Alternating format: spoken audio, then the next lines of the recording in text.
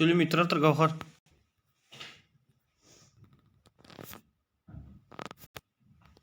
Жамбыл, Қызылорда, Павлодар. Ой, мына Нұрболдан несі. Үндемей тұрады, телефон қоспа. Ана запись мониторге кетіп жатыр.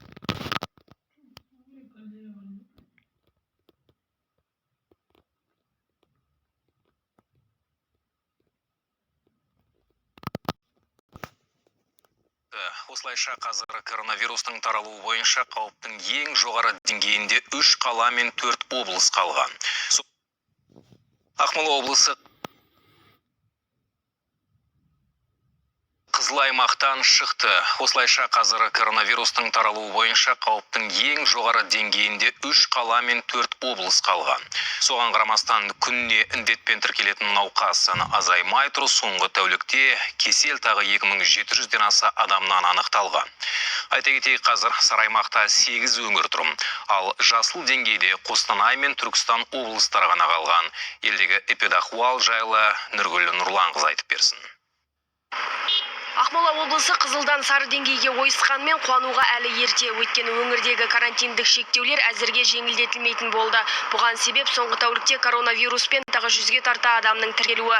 Оның үстіне жергілікті жұрт санитарлық талаптарға көз жұмып, ас беру мен той-томалақ өткізуді тоқтатар емес.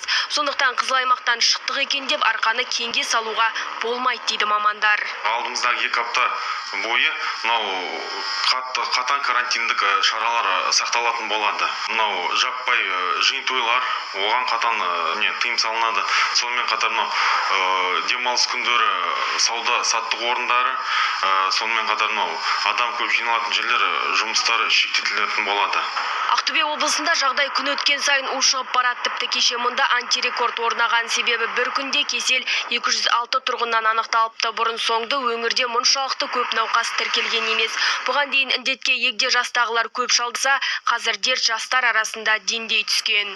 Соңғы кезде мына коронавирус инфекциясының жаңа штаммы пайда болуына байланысты британдық деп айтылады. Инфекцияның одан ары өсуі байқалып отыр. Оның ішінде бізде балалар арасында инфекция тіркелуі. Тәулік ішінде оқушылар арасында жаңа 22 жағдай тіркеліп отыр. Мұғалімдер арасында 4 жағдай тіркелді.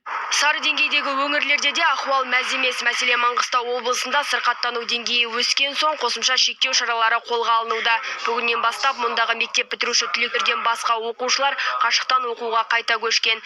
Себебі індетпен ауырып жатқан балалар көбейген. Оқушылар арасында сәл көбейгендігі байқалды. Осы жағдай одан сайын ушығып кетпес үшін, сонымен қатар балалар койкасы ертең толып қалуы мүмкін, сосын онымен күресу қиындық туғызуы мүмкін деп осындай шешім қабылданып отыр. Енді ол штабтың шешімі. Ел бойынша коронавирус картасына тоқталсақ, қазір қауіптің қызыл деңгейінде Нұр-Сұлтан, Алматы, Шымкент қалалары мен Атырау, Ақтөбе, Батыс Қазақстан және Қарағанды облыстары қалған. Сары аймақта 8 облыс бар. Олар Алматы, Ақмола, Шығыс Қазақстан, Жамбыл, Қызылорда, Павлодар, Солтүстік Қазақстан және Маңғыстау облыстары. Ал эпидахуалы тұрақты жасыл деңгейде бар жоғы 2 өңір, Түркістан мен Қостанай облыстары. Соңғы тәулікте COVID-19 диагнозы 2719 адамға қойылған. Осыған дейін кесел жұқтырғандардың жалпы саны 290 мыңға жуықтап қалды. Нұргүл Нұрланқызы, Жаңалық Ахаш, Айзат Тұрғынбекқызы, Айман Нұрмағамбет, КТК.